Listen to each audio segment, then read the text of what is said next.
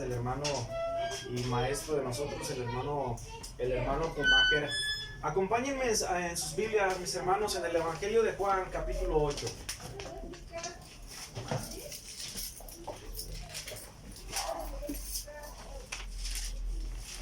Evangelio de Juan, capítulo 8. Y vamos a leer del versículo 1 al versículo 12.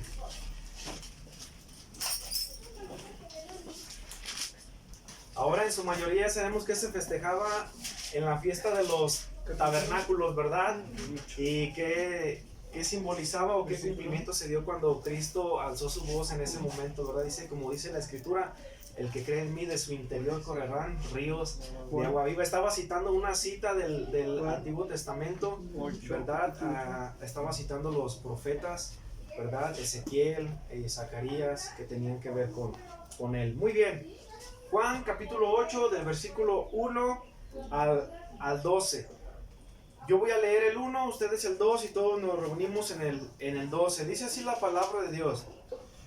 Y Jesús se fue al monte de los olivos. Y por la mañana vino otra vez al templo y todo el pueblo vino a él, y sentándose les enseñaba. Entonces los escribas y los fariseos le trajeron a una mujer tomada en adulterio, y poniéndola en medio, le dijeron: Maestro, esta mujer ha sido tomada en el acto mismo de adulterio. Y en la ley de Moisés nos mandó apedrear a las tales. Tú pues, ¿qué dices? Mas esto decían tentándole para poder acusarle. Pero Jesús, inclinado hacia el suelo, escribía en tierra con el dedo, como si no les oyera. Y como persistían en preguntarle, se enderezó y les dijo: el que de vosotros esté sin pecado, sea el primero en arrojar la piedra contra ella. Y volviéndose a inclinar hacia el suelo, escribía en la tierra. Y oyéndolo, ellos, redargüidos por su conciencia, salieron uno a uno, comenzando desde los más viejos hasta los postreros, y quedó solo Jesús y la mujer que estaba en medio. Y enderezándose Jesús y no viendo a nadie sino a la mujer, le dijo: Mujer, ¿dónde están los que te acusaban? ¿Ninguno te condenó? Y ella dijo: Ninguno, Señor. Entonces Jesús le dijo: Ni yo te condeno. Vete y no peques más. Y otra vez Jesús les habló diciendo: Yo soy la luz del mundo. El que me sigue no andará en tinieblas, mas tendrá la luz de la vida. Vamos a orar, mis hermanos. Padre bendito, te damos gracias, Señor, porque en tu momento, Señor, y conforme a tu amor y tu soberanía, pusiste tus ojos en nosotros, siendo hombres pecadores, muertos en nuestros delitos y pecados. Mas ahora gozamos de vida eterna, mi Dios, gracias a esa gracia que mostraste a nuestras vidas. Gracias porque mandaste a tu Hijo Jesucristo a morir en una cruz por nuestros pecados. Y hoy sabemos que estamos en Cristo porque tu Espíritu Santo nos lo confirma, porque tu Espíritu Santo sigue haciendo una obra en nosotros, mi Dios, una obra en la cual a veces no nos explicamos cómo lo haces, mi Dios, pero lo vemos en nuestras vidas. Hoy, Padre, te rogamos que nos hables a través de tu palabra, en lo personal que hables en mí y a través de mí. Padre, reconocemos que somos hombres débiles, imperfectos, deficientes, hombres pecadores. Aunque ahora somos redimidos, seguimos necesitando de ti, mi Dios. Necesitamos alimento para nuestra alma, la cual se encuentra en tu palabra. En tus manos estamos. Te rogamos, Padre, que te muevas en medio de este lugar, así como sabemos que te mueves en nuestras vidas. En el nombre de Jesús te damos las gracias. Amén. Amén. Pueden tomar su lugar, mis hermanos. Llegamos a Juan capítulo 8. Llegar hasta Juan capítulo 8 es una bendición, ¿verdad, mis hermanos? Hay unos pasajes que por el momento solamente les hemos dado lectura, pero en algún momento tengan por seguro que vamos a regresar, mis hermanos, porque Hay muchos pasajes donde se menciona que Jesús es el Cristo, Jesús es el Mesías, y es otra serie de estudios que en algún momento estaremos preparando. Por eso les digo que en el Evangelio de Juan se entrelazan muchas, no solamente historias, doctrinas que tienen que ver con Jesús como el Mesías, ¿verdad? Jesús como el ungido, Jesús como el Hijo de Dios, Jesús como el pan de vida, y Jesús como el verbo encarnado. Amén, mis hermanos. Amén. Tengo una pregunta para ustedes en esta mañana, mis hermanos. ¿Alguna vez has escuchado el término o la palabra legalista? ¿Alguna vez han escuchado esta palabra? Amén. Yo creo que en su mayoría la hemos escuchado, ¿verdad? O tal vez no es hasta que algunos han llegado a este lugar que han empezado a escuchar el término legalista. Y otra buena pregunta sería, al escuchar esta palabra o este término legalista, ¿qué es lo que tú crees que significa esta palabra? ¿Qué es lo que viene a tu mente, verdad? ¿Qué defines cuando escuchas la palabra legalista? ¿Qué escuchamos, hermano? ¿Qué pensamos? ¿Qué concibe nuestra mente cuando escuchamos este término, legalista? Muchos pueden pensar y decir, bueno, legalista es el adjetivo calificativo que se le da a una persona porque le gusta que todo se haga legalmente, ¿verdad? Conforme a la ley. Y bueno, pues ciertamente el término legalista no define a esa persona. Podemos decir que a esa persona le gusta que todo se haga legalmente y conforme a la ley. Pero, ¿qué pensamos? ¿Qué concibimos en nuestra mente cuando escuchamos la palabra legalista? ¿Qué definimos como alguien legalista, hermano Schumacher? Pues una persona que quiere hacer las cosas perfectamente. Alguien que quiere hacer las cosas perfectamente. Alguien más que haya escuchado esta palabra legalista y ya concibió una definición en su mente, hermano Carlos. Enseguida, hermano José Luis. Es la persona que cree que su salvación depende de sus obras. Una persona que cree que su salvación depende de sus obras. José Luis. Yo sé que legalista es alguien que quiere seguir, no sé si un tipo de reglas, algo así. Un legalista es alguien que quiere seguir un tipo de reglas, tal vez excesivamente o no con la intención adecuada. Amén, mis hermanos, puede ser así. Y concebimos esas ideas en nuestra mente. Ahora, ¿qué tiene que ver la pregunta de qué es un legalista o qué significa el término legalista cuando acabamos de ver que en la historia de Juan capítulo 8 se relata una historia sobre Jesús y una mujer y algunos hombres llamados fariseos y escribas? Y quiero darme tiempo para explicar esto, mis hermanos, porque hay cosas que yo menciono, que el hermano puede mencionar y que damos por hecho que todas las entendemos, ¿verdad? Pero es necesario que cada uno de nosotros tengamos la misma información para que cuando leamos la Biblia y algún predicador, ya sea yo o el hermano Schumacher, diga, es que esos hombres eran legalistas, tengamos la idea exacta de lo que es el término exacto de lo que es un legalista. Entonces, para mí es muy importante que aprendamos qué significa ser una persona legalista. No fatalista, sino que legalista, porque esa palabra fatalista también la he escuchado, ¿verdad? Un amigo de nosotros cuando estaba en la rondalla Esperanza en Cristo, ¿verdad? Él decía, pues no, es que no hay que ser demasiado fatalistas. Y yo dije, esa palabra yo nunca la había escuchado, yo creo que él la compuso, ¿verdad? Es el término fatalista, y él definía fatalista a aquellas personas que siempre tienen una actitud de ver todo como negativo, como de ver como todo de color negro, ¿verdad? Fatalista. ¿Cuántos de nosotros nos rodeamos en la semana de esas personas fatalistas? ¿Verdad que yo a veces digo bromeando, siento que me roban toda la poca energía que traigo, ¿verdad? No, esta semana todo va a estar mal. No, mira ese muro cómo salió. Y hay personas que todo lo ven de una manera fatalista, pero estamos interesados en ver el término legalista, porque de ahí depende entender algunas cosas en Juan capítulo 8 del 1 al 12. Y una definición que formula el predicador R.C. Sproul, ¿verdad? El cual ya está en la presencia de Dios. Él define lo siguiente acerca del legalismo, hablando acerca de un aspecto, de 3 aspectos que él formula hablando acerca del legalismo. Y él dice las siguientes palabras. Vamos a dar un tiempo para que pasen los pequeños. ¿La guardas torta, Pásale, Lía, bienvenidos. No se quiso quedar. No se quiso quedar. Ya pasó. Ok. Sproul lo define de esta manera. Aunque no es la definición como total, ¿verdad? Como total, pero es...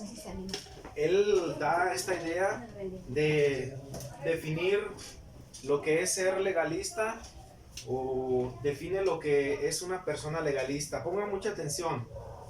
Dice, el legalismo, hablando de quien es legalista o el legalismo, toma la ley de Dios. Ahora, ¿cuál es la ley de Dios? Palabra. Su palabra, la ley mosaica, que se le conoce como la ley de Moisés, los 10 mandamientos, o lo que tiene que ver con el carácter de Dios o su palabra misma. El legalismo o el legalista toma la ley de Dios y la aísla de Dios, sabiendo que es Dios quien es el que ha dado la ley.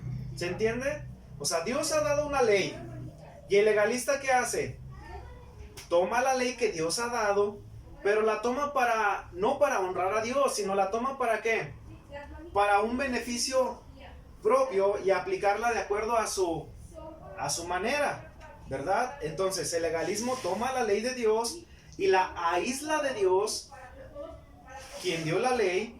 El legalismo no busca obedecer a Dios. Pongan mucha atención, el legalismo no busca obedecer a Dios ni honrar a Cristo. Entonces, el legalismo es un tipo de mecanismo que busca guardar lo exterior.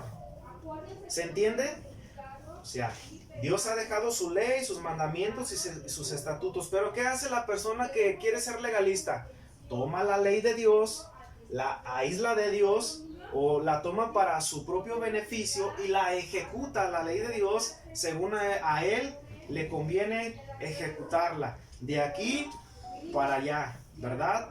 Entonces, el legalista solamente tiene gracia para con él mismo, pero para con su prójimo, él aplica toda la ley o la justicia de Dios según su conveniencia. Y un ejemplo muy claro de ello, que no quiero que se me pase, hermanos, lo podemos ver claramente en Lucas capítulo 18. No pierda el Evangelio de Juan porque ahorita vamos a regresar. Lucas capítulo 18.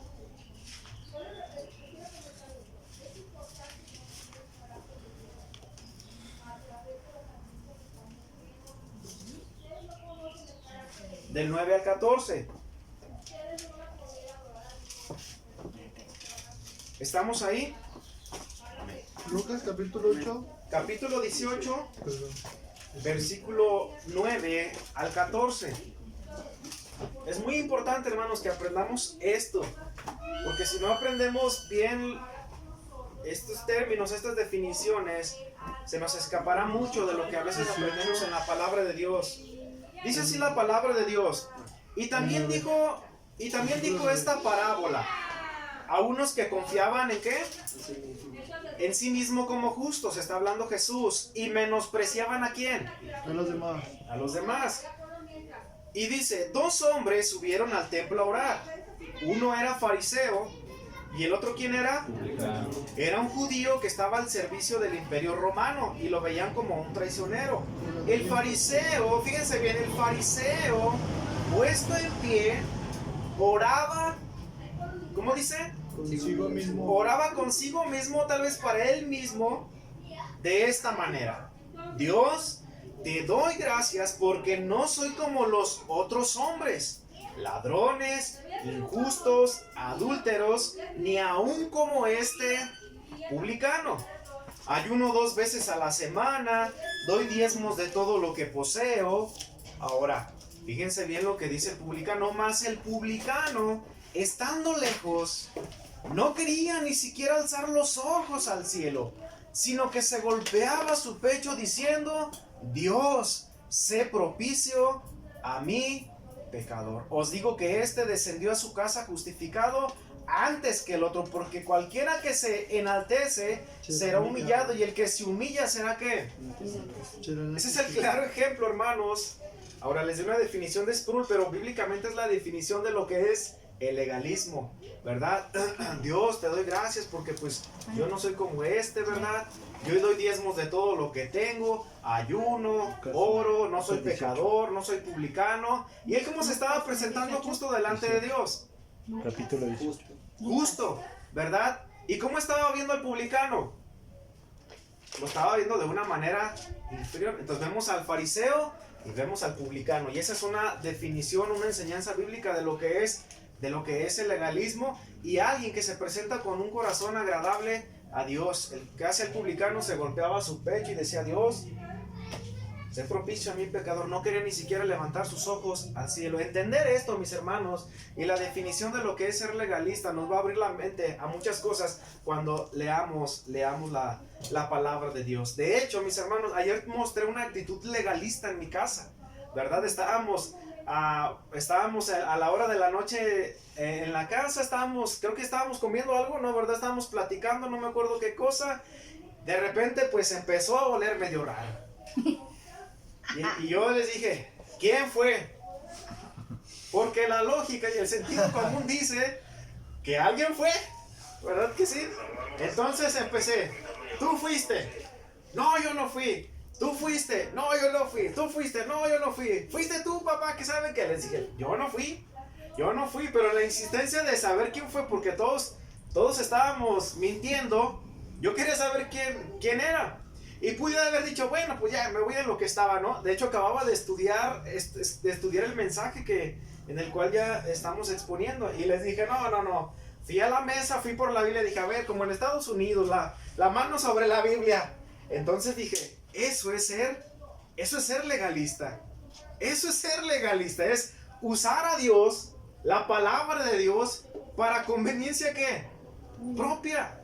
Eso es ser legalista. Y nos damos cuenta, mis hermanos, que día a día somos legalistas sin darnos cuenta que lo somos. Y ese es un gran problema, ser legalistas sin darnos cuenta que lo somos. Dios nos ayude, mis hermanos, a que nuestro carácter sea perfeccionado, a mostrar amor y misericordia, porque en sí, hermanos, el cristianismo gira en torno al legalismo o a la gracia. A la gracia. Entonces, regresamos a nuestra lectura de Juan capítulo 8. Con esto en mente, sé que entenderás mucho mejor el mensaje de esta mañana. Juan capítulo 8, y estamos centrados ahí. En el relato de Juan capítulo 8, mis hermanos, del 1 al 12, observaremos dos tipos de personas. ¿Cuántas? Dos tipos de personas con una disposición diferente en su corazón, pero con una cosa en común, ¿verdad? Que los implicaba a los dos. Por eso el mensaje se va a desarrollar en 3 puntos. Un primer tipo de persona, que es un corazón legalista, del versículo 1 al 6, y es ahí donde estaremos comenzando en Juan capítulo 8. Y lo vemos del 1 al 6. Dice en este relato: y Jesús se fue al monte ¿de dónde? De los Olivos. Y por la mañana vino otra vez y regresó ¿a dónde, mis hermanos? Eso nos da un escenario, un panorama de qué es lo que estaba sucediendo. Y todo el pueblo, fíjense lo que dice. ¿Y quién? Todo el pueblo vino a él. ¿Puedes imaginarte las revueltas que se hacían, hermano, cuando se trataba el asunto de Jesús? ¿Qué decía el pueblo? Vamos todos con Jesús al templo, ahí está él. Y todo el templo vino a él. Y sentándose, les enseñaba. ¿Quién estaba enseñando? Jesús. Jesús en medio del templo. Entonces, pongan mucha atención quién empieza a aparecer, qué personajes empiezan a aparecer en este relato. Entonces, los escribas o los que transcribían la ley y los fariseos, ese grupo cerrado de hombres religiosos, de un número de 70, si no mal recuerdo, le trajeron a una mujer.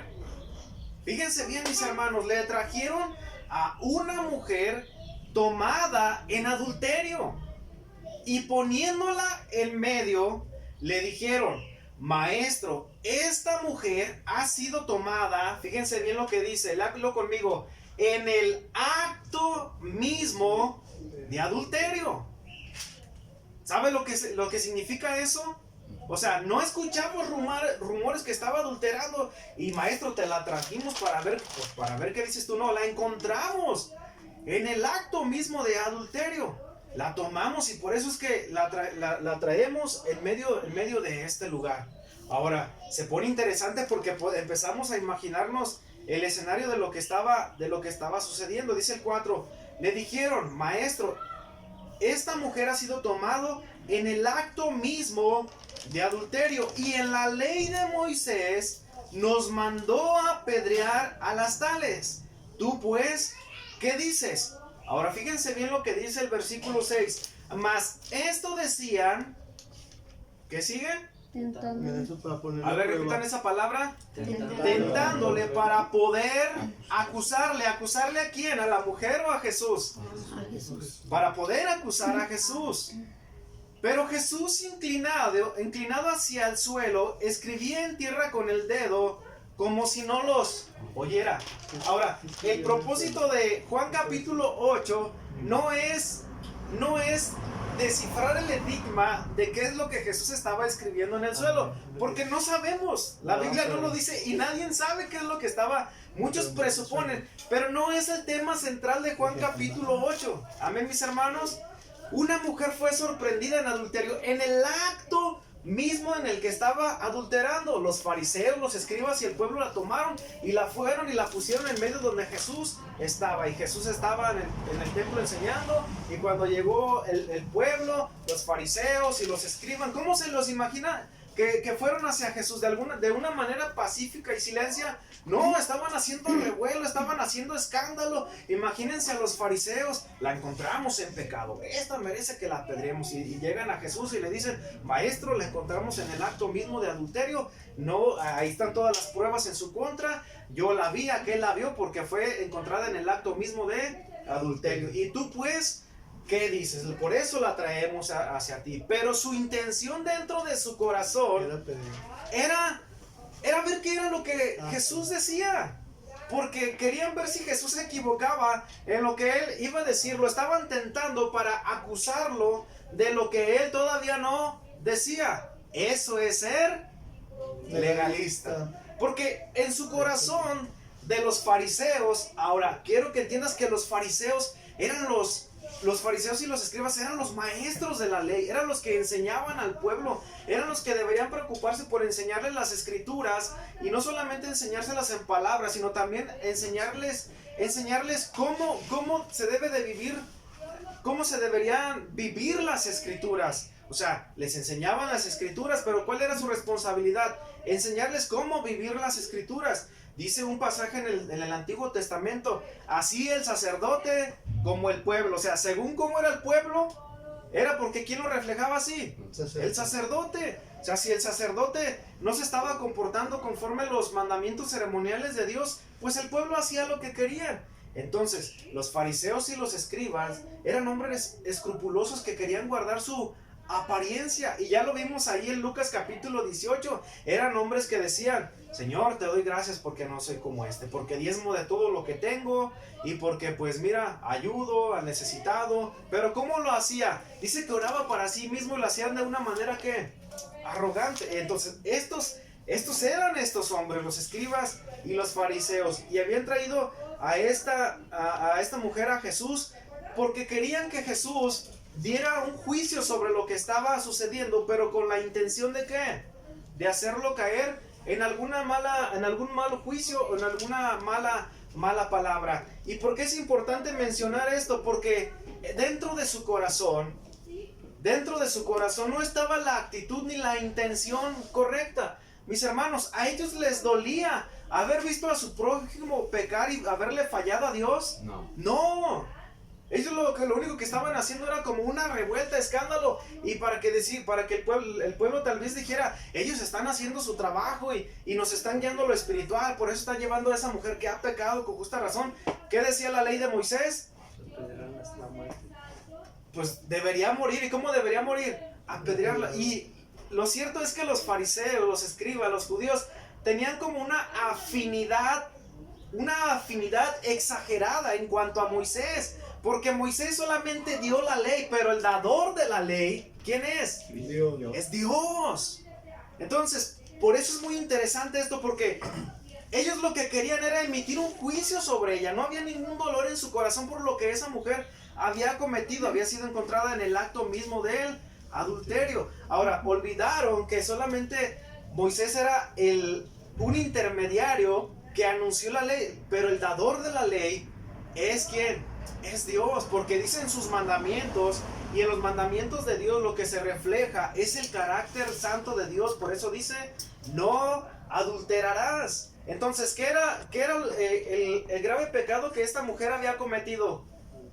Que le había fallado a Dios, había transgredido los mandamientos de Dios. Pero eso, mis hermanos, era algo que no pasaba por la cabeza de los fariseos y de los escribas y por el pueblo que acompañaba a estos hombres cuando llevaron a la mujer delante de Jesús para ver qué es lo que Jesús decía.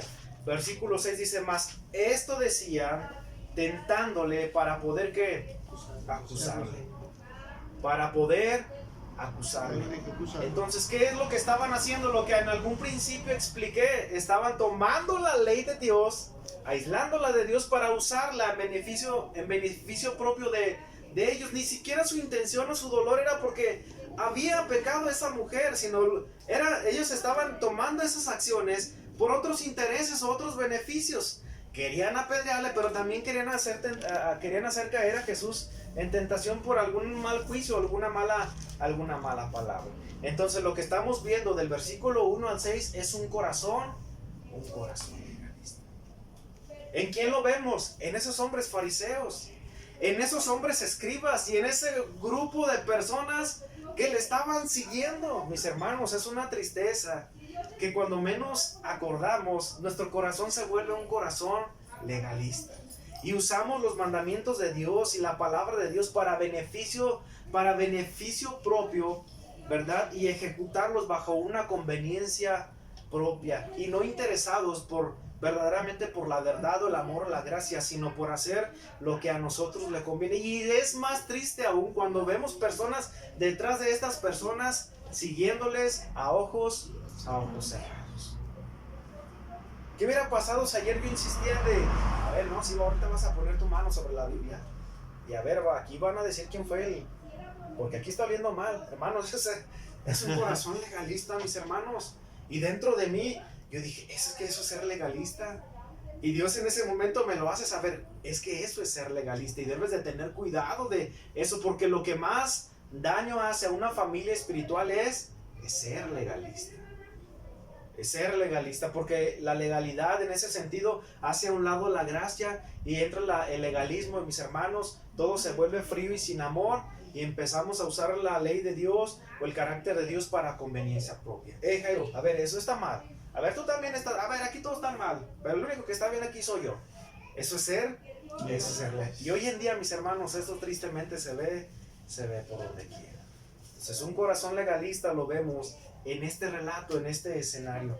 ¿Qué estaban mostrando los fariseos y los escribas y el pueblo que llevaban a aquella mujer? ¿Estaban mostrando gracia? ¿Estaban mostrando misericordia? ¿De verdad estaban dolidos por lo que estaba sucediendo, por la situación en la que habían encontrado a esta mujer? Ahora, es un hecho que había pecado. Que había pecado no ante ellos, había pecado ante Dios. Amén. Amén. Había transgredido los mandamientos de Dios, pero es en una manera exagerada, en esa afinidad que tenían con Moisés, ¿verdad? Ellos decían, no, es que la ley de Moisés, no, es la ley de Dios, la ley que Dios le dio para que Moisés la diera a conocer al pueblo. Por eso dice en el capítulo 1 de Juan, iniciando, pues Moisés dio la ley como un mediador que pues dio la ley. Un instrumento, ¿verdad? Pero Jesús, hablando de Jesús, se habla como alguien lleno de gracia y de verdad. Un corazón legalista es alguien que necesita a Dios, pero no lo admite, aunque toda su apariencia esté ataviada de alguien que dice que conoce a Dios. ¿Has escuchado ese pasaje donde Jesús dice, pues los sanos no tienen necesidad de médicos sino los enfermos? Hablaba de ellos, porque ellos ¿qué pensaban de sí mismos? que estaban sanos y que no necesitaban a Dios. Ellos decían, al contrario, nuestro linaje, pues venimos de Abraham. Abraham es nuestro padre. También con quien tenían una afinidad exagerada, de alguna manera descentralizada, de Abraham, de Moisés, ¿verdad? Cuando no la tenían en cierta manera para con Dios, porque de Él se trata todo. Amén, mis hermanos. Amén. Entonces, un corazón legalista necesita a Dios, pero no lo admite. ¿Dónde vemos eso? En el día a día, mis hermanos. Entre semana tuve la oportunidad de compartirle del evangelio a alguien que llegó a dejar unos andamios allí al trabajo y me dice, recíbeme tú, ¿no? Los albañiles se habían ido. Y le dije, sí, cómo no, le digo, pon el nombre por mí, porque pues traigo yeso en mis manos, mira, ponle Juan Márquez, o ponle el pastor. Yo le dije así, ¿a poco eres pastor? Y fue una oportunidad de empezarle a compartir, y lo primero que él me dice, pues es que yo no soy tan malo. Le dije, es que para venir a Cristo, lo primero que tienes que reconocer es que eres malo, que eres pecador. ¿Y por qué digo esto? Porque está dentro de nosotros, hermano, en nuestra naturaleza caída, ser legalistas, a saber que necesitamos de Dios, pero no queremos admitir que necesitamos a Dios. Por naturaleza, hacemos lo que el fariseo, nos comparamos ¿con quién? Nos comparamos con otros, ¿verdad? Decimos, bueno, pues lo malo es que, pues no ando tan mal como aquel, ¿verdad? O no siempre miramos a alguien que en la medida inferior podamos compararnos con él, así como lo hizo el fariseo. Dios, pues te doy gracias porque pues no soy como este, ni pecador, ni ladrón, y vemos ahí algunas cosas que él menciona, ¿verdad? Entonces eso es ser legalista, compararnos con otros y darnos cuenta que dentro de un corazón legalista, de esa manera no honramos a Dios. En una constante he mencionado, mis hermanos, que en este lugar solamente somos hombres imperfectos, necesitados de Dios. Hombres imperfectos, necesitados de Dios. Los que están en Cristo y los que no están en Cristo, hombres imperfectos, necesitados de Dios. Por aquello que a veces traemos la lista, ¿no? De andar queriendo reprender a todos. De como dije, tú estás mal, tú también estás mal. Oiga, pero usted, no, yo estoy bien, aquí todos están mal menos yo. Eso es ser legalista. Y es una de las cosas más tristes que nos puede pasar, mis hermanos, dentro de nuestro corazón. Ser legalista. Fíjense bien lo que dice el versículo 4. Le dijeron, maestro. Cuando llegaron a él, ¿cómo le dijeron? Maestro. Era su especialidad, ¿no? La apariencia era su especialidad, el decir lo que dentro de su corazón no estaba. Y le dijeron, maestro. Es cierto que Jesús era maestro, pero ellos no lo reconocían como tal, solamente lo decían, ¿verdad? De labios para afuera, como dice la escritura, este pueblo de labios me honra, mas su corazón está lejos de mí. Un corazón legalista solo tiene gracia para sí mismo y solo juicio para su prójimo. Lo dije bien, mis hermanos, un corazón legalista solamente tiene gracia para él. O sea, todo lo que hace mal él, ni siquiera se da cuenta de que en algunos aspectos de su vida está mal, pero de lo que sí se da cuenta es de que todos los demás están mal. Y aquí vemos un claro ejemplo de hombres que tenían un corazón legalista. Llegaron a Jesús y le dijeron, por si acaso, maestro, pero no con la intención dentro de su corazón adecuada, sino que estaban usando las circunstancias para que se llevaran a su favor y no con un fin verdadero de que llevar a esta mujer y decirle, mira, pues aquí está, conoce a Jesús, te encontramos en adulterio, pero pues te trajimos para que conozcas a Jesús. No, en su corazón lo único que había era como una voz diciendo todo el pueblo, que muera, juicio, que la apedreen, falló, la encontramos, todos los vimos, ¿verdad que sí? Sí. Entonces que muere y vamos a llevarla a Jesús a ver qué él dice. Entonces es una clara muestra de que dentro de ellos había un corazón legalista. Un corazón legalista. Antes de mencionar el tercer punto, acerca de alguien que tenía un corazón con una actitud diferente a un corazón legalista, hay un punto central, mis hermanos, que tanto el corazón legalista como en el tercer punto que voy a mencionar, un corazón necesitado de Dios, comparten en sí mismo.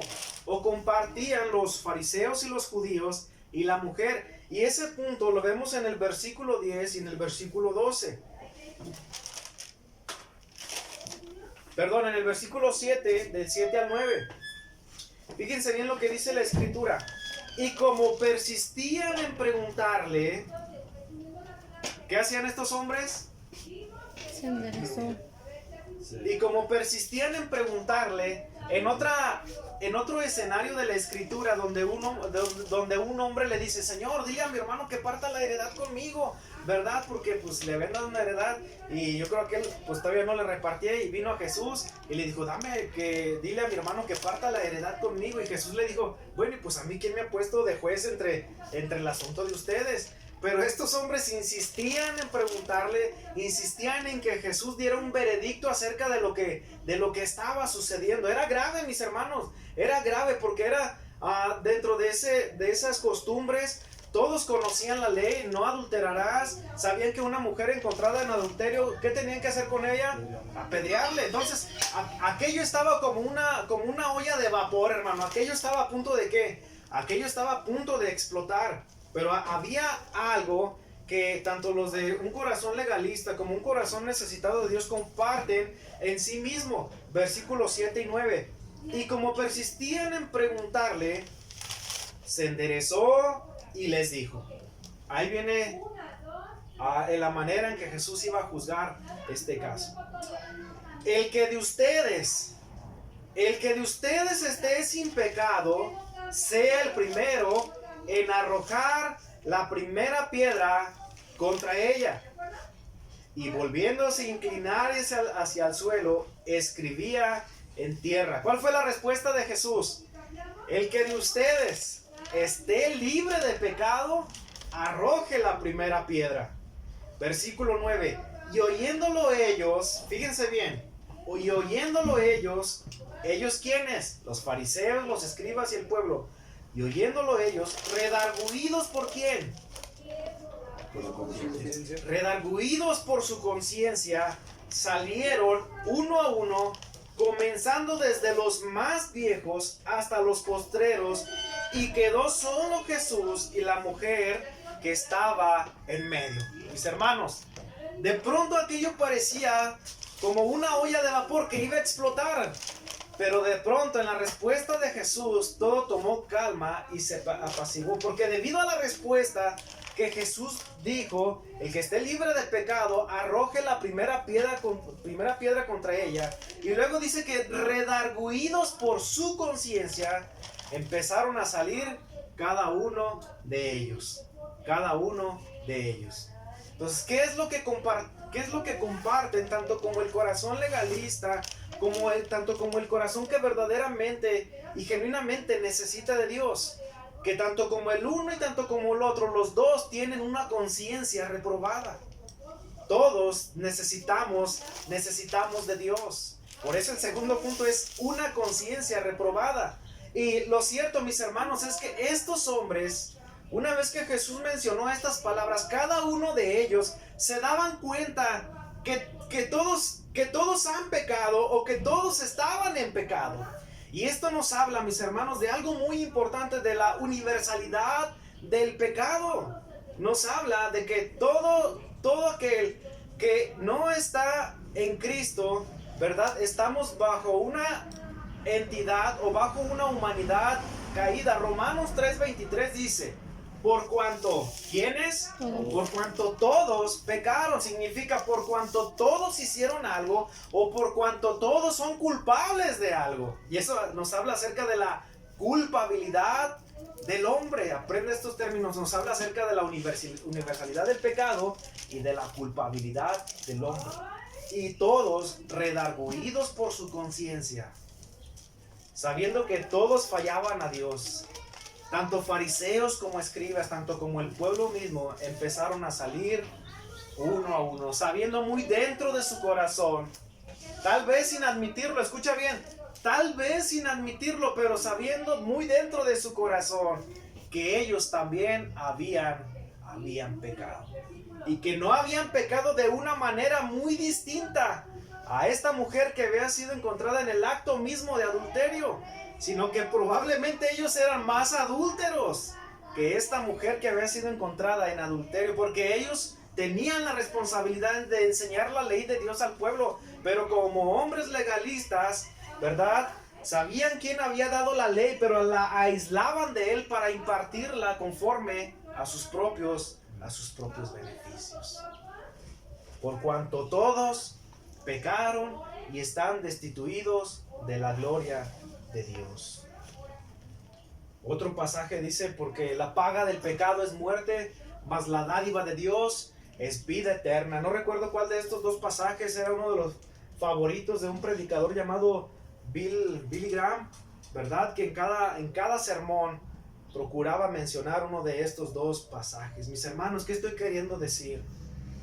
Que todos aquellos, ¿verdad? Que me refiero a los que no están en Cristo, todos están bajo pecado. Aún nosotros los redimidos, y lo digo en ese término porque somos hombres pecadores, pero ahora redimidos por gracia. Y lo que Jesús les estaba diciendo con esas palabras es que ellos eran tan culpables y que eran tan pecadores, ¿verdad? Como aquella mujer que habían traído para ser juzgada por Cristo. Por eso, mis hermanos, podemos decir, ¿quién es pecador? ¿Quién es pecador? ¿Quién ha pecado? No, es que yo conozco uno, pero mira, pero bien buena gente. Por cuanto todos pecaron y están destituidos de la gloria de Dios. Y eso hace que en ellos nazca la necesidad del evangelio. En ellos hay la necesidad de Cristo, la necesidad del evangelio. Amén. Y eran acusados por su conciencia. Y de esa manera es que obra el Espíritu Santo en nuestras vidas.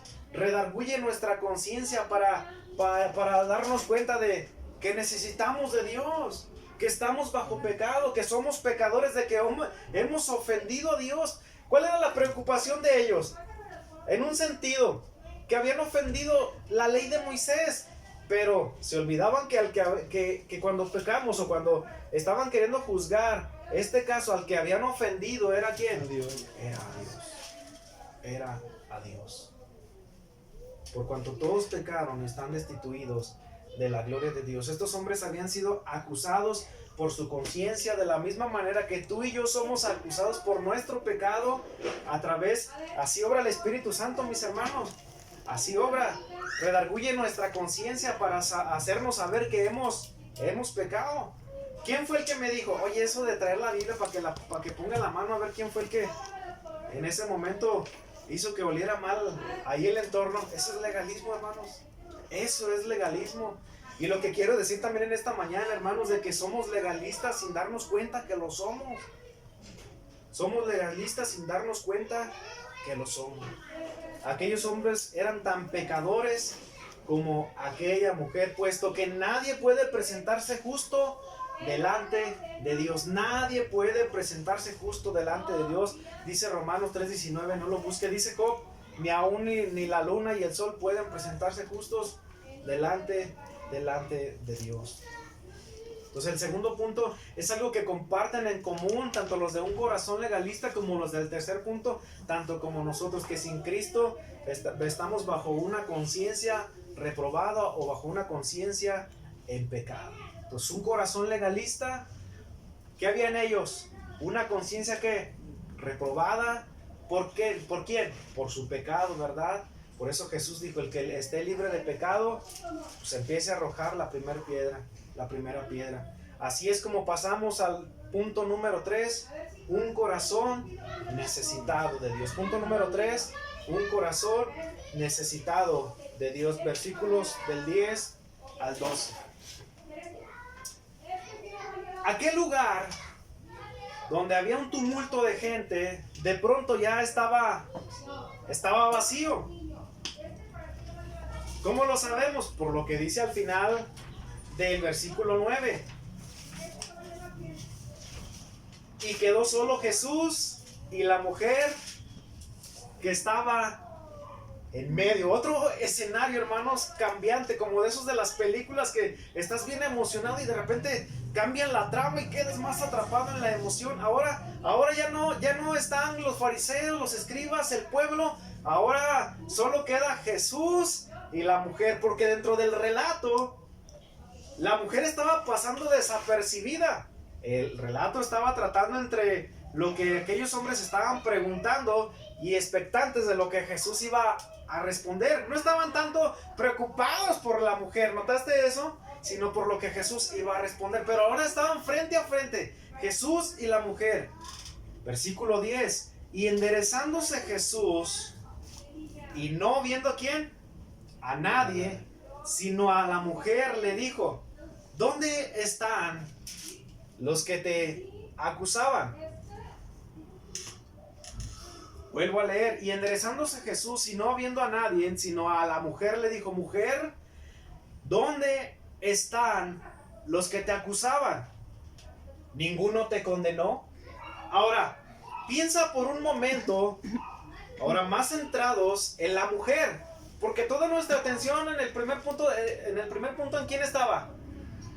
En los fariseos, en los escribas y en lo que Jesús iba a responder. Pero ahí estaba la mujer. Yo creo que la trajeron a rastras. Imagínate cómo pudo haber estado esa mujer: postrada, tirada, golpeada, previo a ser apedreada, tal vez sangrando, estaba destrozada. Y ahora estaba esa mujer enfrente de Jesús. Ahora ponte a pensar qué es lo que estaba pasando en el corazón de esa mujer.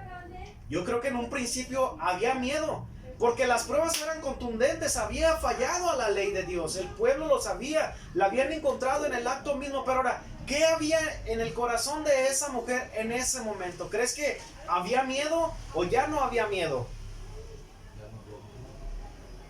Tal vez vamos a decir ya no había miedo, pero si había miedo, ¿a qué le estaba teniendo miedo? ¿A que la iban a apedrear? ¿O a lo que iba a decir Jesús?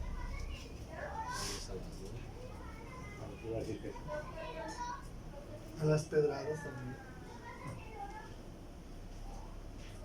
Ahora piénsalo por un momento.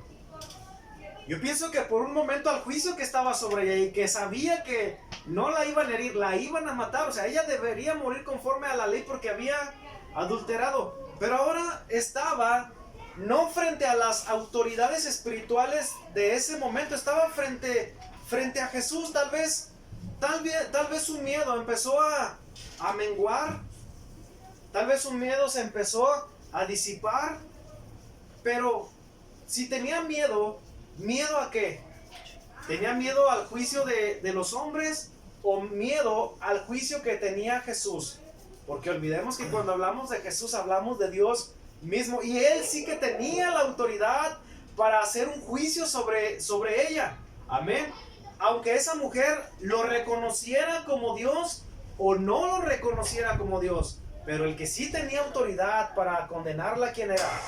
Era Jesús. Entonces, si su miedo era por los que la iban a apedrear, y si al irse esos hombres su miedo menguó, ahora sí debería tener más miedo, porque estos hombres le iban a quitar la vida, pero Jesús tenía el poder y la autoridad soberana de juzgarla eternamente. Amén, mis hermanos, en una condenación eterna. Pero Jesús le dice: mujer, ¿dónde están los que te acusaban? ¿Ninguno te condenó? Fíjate, es la manera en que Jesús estaba hablando en este escenario, es la antítesis de lo que estaba sucediendo con los fariseos. O sea, es como todo lo contrario a lo que estaba pasando con estos hombres. Estos hombres la querían matar, querían hacer juicio sobre ella. Pero Jesús le dice: mujer, en una manera calmada, ¿dónde están los que te acusaban? ¿Ninguno te condenó? Y ella dijo, ¿cuál fue su respuesta? ¿Cuál fue su respuesta? Ninguno. Le dijo: ninguno, Señor. Entonces Jesús le dijo: ni yo te condeno, vete y no peques más. Ahora, esto que está pasando es hermoso, mis hermanos, porque estaba frente al Rey de Reyes y Señor de Señores, estaba frente al Salvador, estaba frente al Verbo encarnado, estaba frente al Mesías, el Cristo y el Hijo de Dios. Este escenario es hermoso porque es nuestro mismo escenario cuando tuvimos un encuentro personal con Jesús, cuando fuimos redarguidos por nuestro pecado, cuando éramos redarguidos en nuestra conciencia que habíamos ofendido la santidad de un Dios santo, que necesitábamos a un Salvador.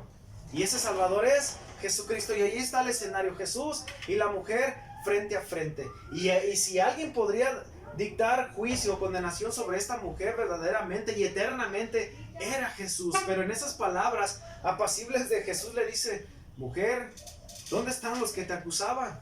¿Ninguno te condenó? Y dice, y ella dijo: ninguno, Señor, ninguno, Señor. Y las siguientes palabras de Jesús, ¿cuáles fueron? Ni yo te condeno, ni yo te condeno. Vete y no peques más. Ahora, por un momento yo puedo pensar, ¿qué es lo que estaba pasando por la mente de Jesús? Las pruebas eran contundentes. Si bien es cierto, la intención del corazón de aquellos hombres era falsa, pero lo que era cierto, las pruebas eran contundentes de que esta mujer era ¿qué? Era culpable y había ofendido la santidad de Dios. Pero Jesús no la condenó ni emitió juicio sobre ella, sino que al decirles: ninguno te condenó, ella dijo: ninguno, Señor. Y Jesús le dice: pues ni yo te condeno, vete y no peques más. Ahora podemos preguntarnos, después de que Jesús la despidió, ¿esa mujer ya nunca iba a pecar? Porque le dice: vete y ya no peques más. Claro que sí, iba a seguir pecando. Pero mis hermanos, lo que estamos viendo aquí es un escenario perfecto donde en lugar de encontrar juicio, se ha encontrado gracia. Y esta mujer había sido traída para que se le emitiera un juicio, pero lo único que encontró en Jesús, ¿qué fue? Fue gracia y misericordia, la misma que tú y yo encontramos cuando venimos a Jesús.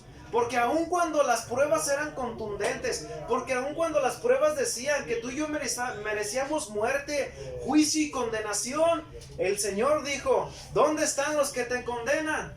Ninguno, Señor. Carlos, ni yo te condeno. José Luis, ni yo te condeno. Hazael, merecías juicio, pero ni yo te condeno. Y fue lo que el Señor Jesucristo ha hecho con cada uno de los que estamos en Cristo. El Señor, en lugar de darnos condenación cuando las pruebas han sido contundentes, el Señor ha dicho: ni yo te condeno, vete y no peques más. Mis hermanos, a esto solamente le podemos llamar gracia, y el resultado de esa gracia que vino a esta mujer, que cuando fue traída en un tumulto entre jalones y golpes, ahora regresó en paz a su casa. Por eso me encanta ese nombre, que no es un nombre que me saqué de la bolsa, es un nombre que está en la Biblia. En Jesús encontramos gracia y encontramos paz. Y el título de este mensaje se deslinda a través de decir que en Jesús encontramos abundante gracia. ¿Qué fue lo que encontró esta mujer en Jesús, mis hermanos? Abundante gracia. No solamente gracias secas, encontró abundante gracia. ¿Y cuál es el resultado de esa gracia? Encontró paz para con Dios. Jesús no le dijo: mira, estás en problemas conmigo. Esa mujer encontró gracia y encontró paz. Encontramos en Jesús abundante gracia. Ahora, mis hermanos, a lo mejor muchos pueden decir: es que yo no sé por qué, porque en algunos momentos algunos me han dicho: es que debería de predicar más sencillo. O sea, ¿por qué a veces saca que esto significa en hebreo y esto significa en griego? Hermano, no lo hago con la intención de apantallar. Es que hay cosas frente a nuestros ojos que si no usamos herramientas adecuadas, le digo a Jairo, yo hubiese querido haberme perfeccionado más en la gramática, porque se ocupa, mis hermanos, para leer la palabra de Dios, aunque yo sé que nada puede reemplazar la obra perfecta que hace el Espíritu Santo en nuestras vidas. Pero ¿cuál fue la respuesta de la mujer cuando le dice: ninguno te condenó? La respuesta de la mujer fue, y ella dijo: ninguno ¿qué? Ninguno, Señor. Y la palabra para Señor en este pasaje es kurios, que significa dueño, amo, gobernante, Dios soberano. Entonces, esta mujer estaba reconociendo a aquel hombre que estaba escribiendo en tierra, lo estaba reconociendo como Dios y como Señor. Por eso es tan importante recalcar estas cosas, mis hermanos. ¿Qué estaba haciendo aquella mujer?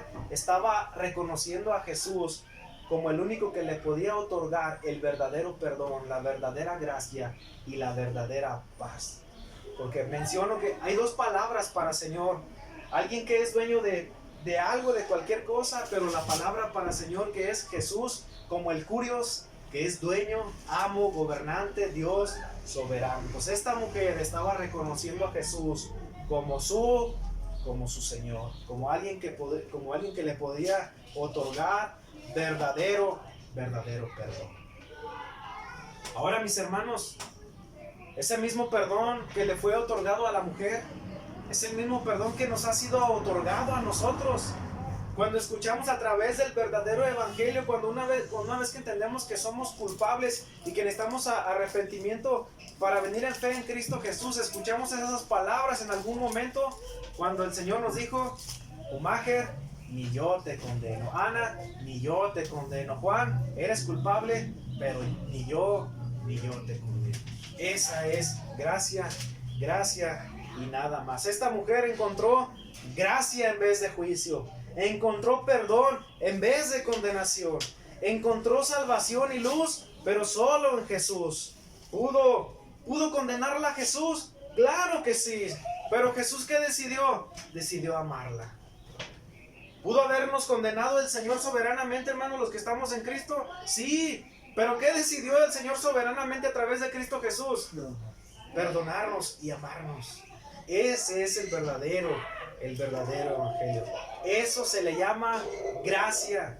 Gracia significa aquello que el Señor te da sin merecerlo. ¿Aquella mujer merecía el perdón de Cristo? No, pero el Señor soberanamente se lo dio. Eso es gracia. Y el fruto de la gracia es paz. Y la gracia y la paz solamente la encontramos en Cristo Jesús. ¿Qué encontramos en Jesús, mis hermanos? Lo mismo que encontró esta mujer. Gracia abundante. Gracia abundante. ¿Qué encontramos en Jesús?